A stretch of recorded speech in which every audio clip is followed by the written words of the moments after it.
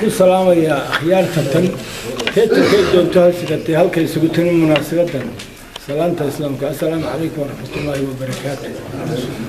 salaan dabadeed horta ilaahay baa mahaddan labaadna dadkan akhyaarta caqliga wanaagsan halka isugu leeyihiin ilaahay la kaashanaya nabadda khayraha waanu mahadnaqayn horta anigu nin aniga rag iska reebiyo erigii caqliga fayoobi shaqayn jiray inta nabadda ana wada qaadi jiray ragga ilamida run baan sheegaya laakiin maanta xoogaabaa midhaa inagu dhacay allah inaga fayey haddana waxaan u qaadayaa anigu halkiiba iga joogtahay laakiin marka la reerayo waa tii la yidhi la iskala reeraynayo habar jecla barigaan u qaadayaa nabad baan u qaadaya inta iga maqana ugu baada